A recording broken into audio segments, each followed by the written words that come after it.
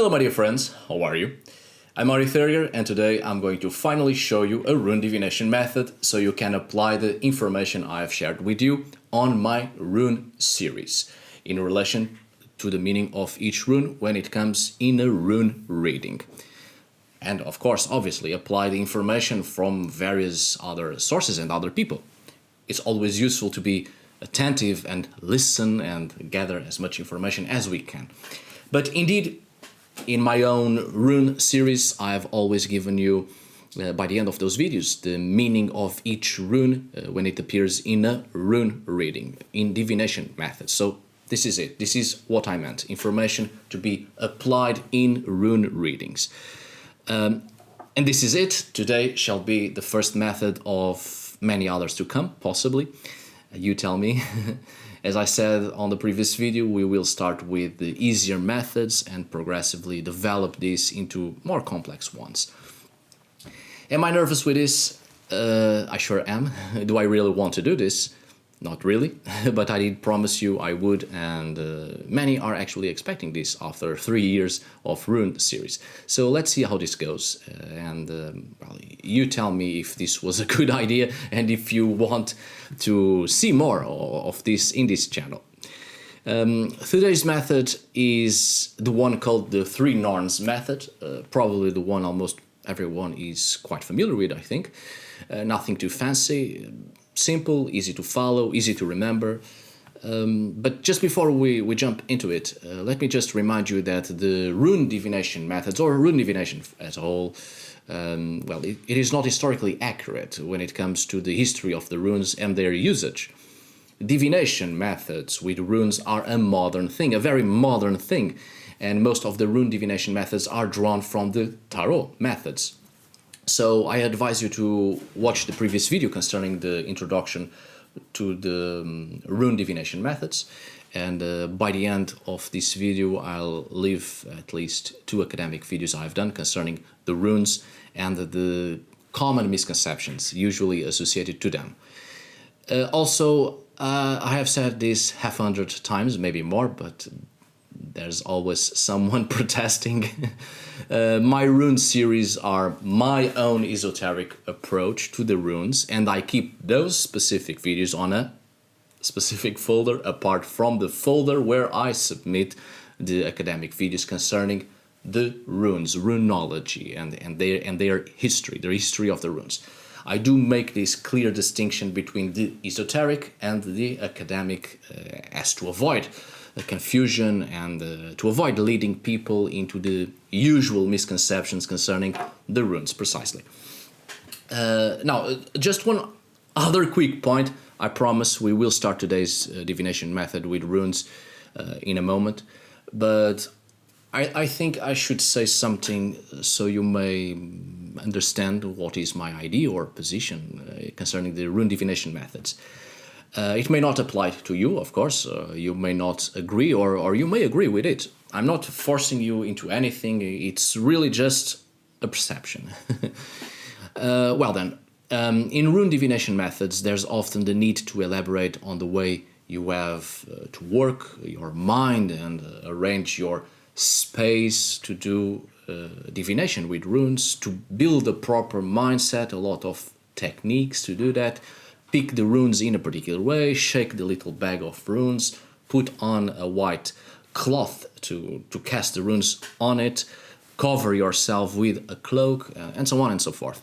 I find all those things to be highly distracting, and to me it's just a whole set of actions and techniques to try to sort of legitimize the action of rune reading and this whole thing and make it feel a lot more spiritual with all the fancy paraphernalia, all the settings and ambience and whatnot.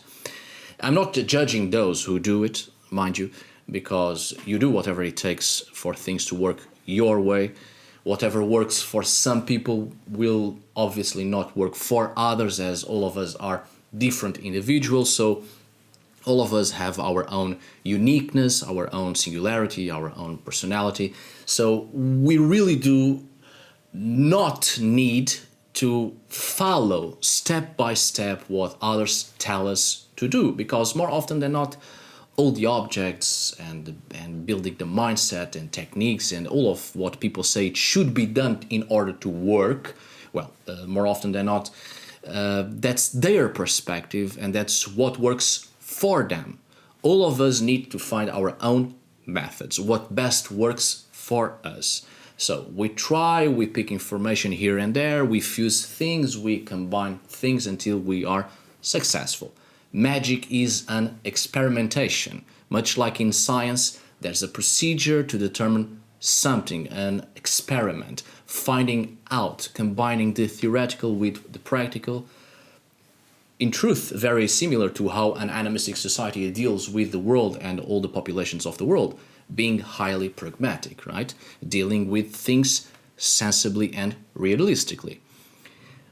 Of course, there's always that usual argument that there's no scientific proof for the spiritual, which, as I've said other times, I think that argument is a poor argument, clearly uttered by those who have a keen dislike for science, probably because they haven't yet grasped what science truly is, because precisely they have a keen hatred and try to avoid science. Science is a process to understand the truth, not to claim what is the truth. So that's the same thing we are dealing with in here today, like in all sorts of magic workings.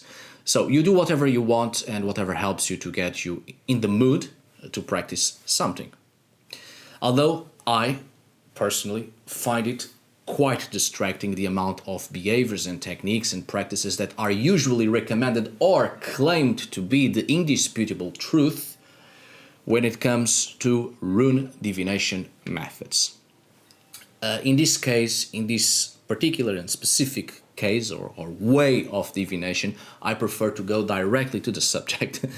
As I've said, most rune divination methods are drawn from the tarot, methods of reading the cards, right? I find that pretty useful indeed. And to me, it's not really the runes that hold a significant power that will influence me in reaching whatever divinatory outcome. It's the other way around. For me, I'm the one who uses specific tools, in this case the runes, to reach something. I'm the one in control in this particular situation. So I believe it's not the runes that matter, but it's you that matters in here. You are the one observing, taking a meaning and developing that meaning. You are the one making an interpretation from what you observe. I'm not saying that this is my approach on every magical working there is. I'm saying this is my position also when it comes to the divination methods with runes. I find that the runes and the divination methods elaborated in accordance with the runes are pretty useful methods to practice contemplation. I do believe that much of our interaction with magic, with the spiritual and with the supernatural comes from contemplation, from observance of the behavior of everything that surrounds us. And by this observance, by contemplation, we find information, we find a meaning, and that meaning leads us to knowledge. So indeed, for me, I underline, for me, rune divination methods are a way of practice contemplation, a way to practice and develop our own mind to be more susceptible or more opened, if you will, to find meanings in life and ultimately to obtain knowledge. So that's what this is for me. Rune divination methods, for me, are a way to practice and develop my own sensibility and emotions and become more observant in relation to the little details in daily life that might escape me precisely because of not having developed previously the ability to be more sensible to things. But that's just me. I'm not going to judge you on the way you do things, unless, of course, the things you do are a direct crime, offense, violation, and evil towards life. On that case, I'm still not going to judge you because judgment requires a level of authority which I believe no one has it, because no one is purely good and exempt from doing wrong, be that directly or indirectly, but any action against life and the preservation of life is something I deeply denounce and highly criticize, and will always do whatever it is within my power, of course, to fight against all things that prevent life from being lived, enjoyed, and even exist. So I thought these words might be useful to some of you, at least, and your own approach to life itself, but also, of course, your approach to the runes and their use in divination. Now, finally, with no more delay, let's get started, my dear friends, please. Well then, here we go. This rune divination method is then called the Three Norns method. I took the liberty to draw 3 runes already, as you can see, and these are the ones we will work with today. 3 runes, so perhaps it could have been called by any other name or names, as many gods come in triples or the triple aspects of the same deity. And indeed, many people call this specific method simply by the name of the Three Runes Method. Although personally, I find the 3 Norns to be quite fitting, as each rune represents time in your development or progression of life, divided in 3 specific moments, which are past, present, and future. And as you know, each Norn represents such a period of time. Hurder, verandi, skuld. Past, present, and future respectively. 1, 2, 3. Quite simple, easy to remember, nothing too fancy. Of course, I'm not going to develop on the Norns, not today anyway. I leave that for another video, specifically on an academic work, perhaps entirely dedicated to the Norns, but some other time. Today, let's focus on this method. So, 3 runes are then placed side by side, and we shall read them in the order that they have been drawn. The first one you take out, you shall place as the first rune, and so on and so forth. We shall read them as follows from left to the right. As the casting's name implies, this method gives a specific reading relating to past, present, and the future, either to yourself or to whom you are making a reading for. So, the first position is the place of Urder, the past. It will reveal events in the past that have direct relevance to the present situation in life, and it will thus form the very foundations of future events. It's particularly important to underline, I think, that it won't specifically show you the general past, but instead, whatever rune lies beneath, according to its meaning, it will point you in the direction of particular past events that bear great weight in present circumstances. So, whatever the middle rune might be, that is the one representing the present, it will be a particular present situation that is happening or has been developed from the other past situation or circumstances. And therefore, the way you choose to act in the present towards the things of the past that have influenced you or influenced whichever thing we are about to find out in the present, it will modify and shape the future, right? So, this is much like, let's say, Yggdrasil, the world tree, the Norns water every day. The past are the roots, the present is the tree trunk, the future is the canopy, always evolving and changing with each cycle, always developing and expanding.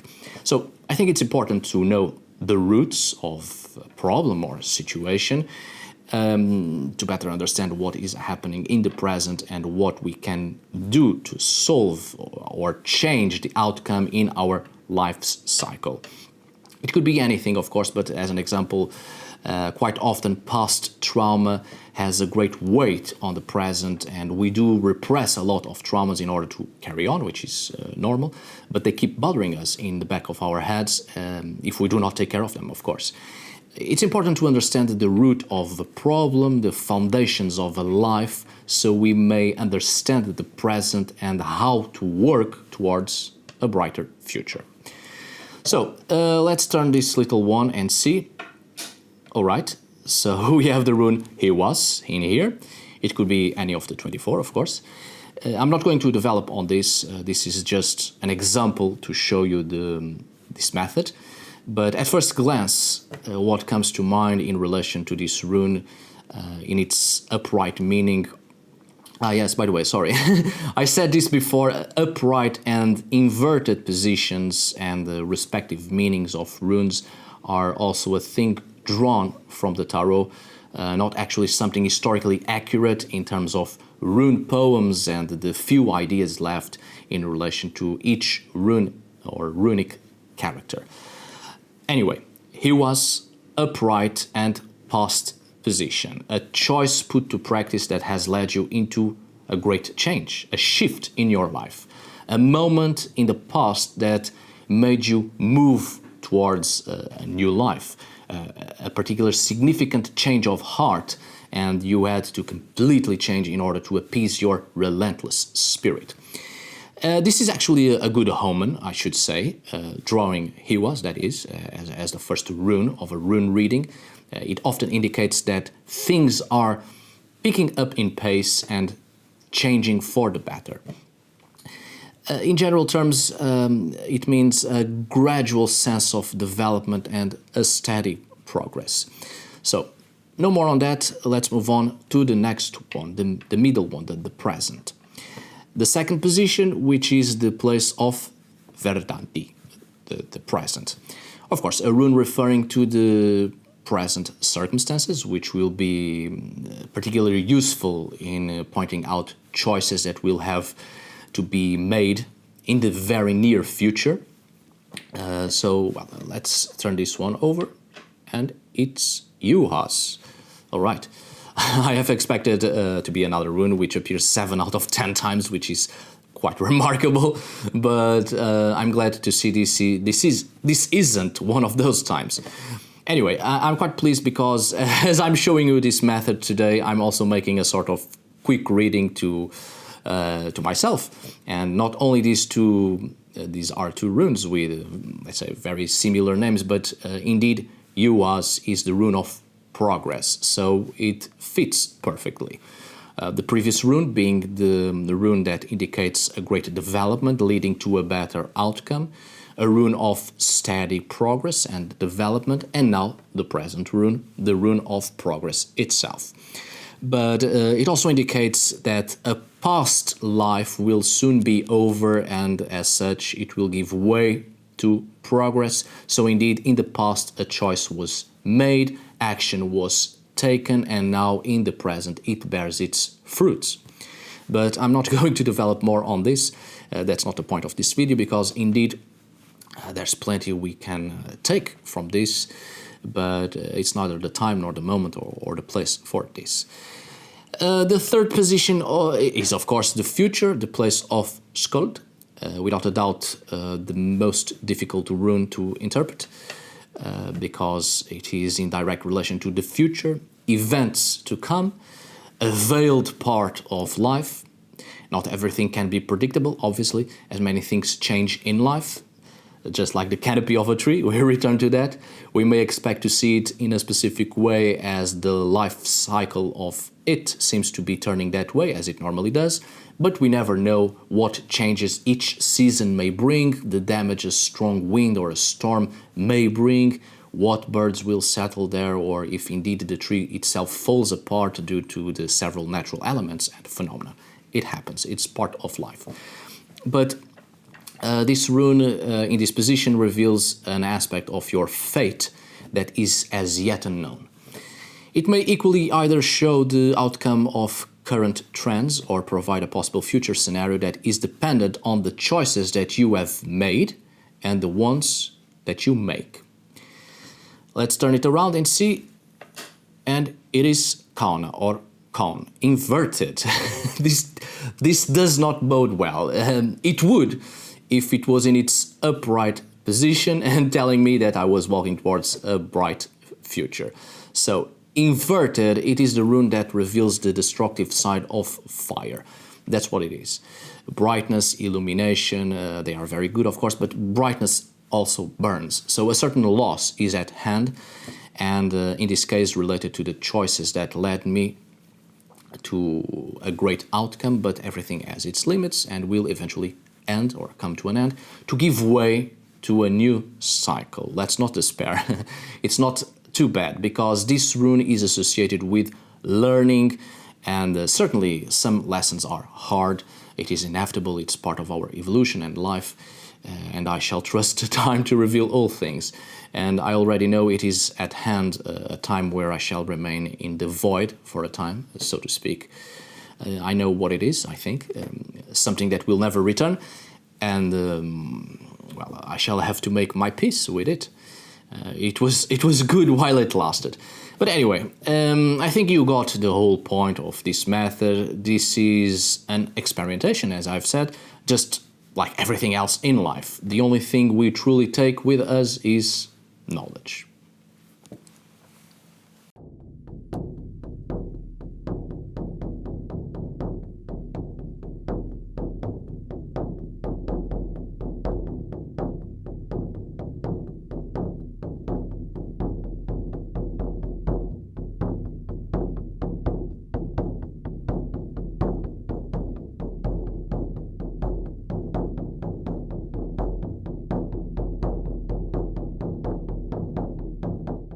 So that's it for today. I hope you have enjoyed this video, something new in this channel, although I have been writing and developing Rune Divination Methods since 2009, more than a decade ago, which is weird.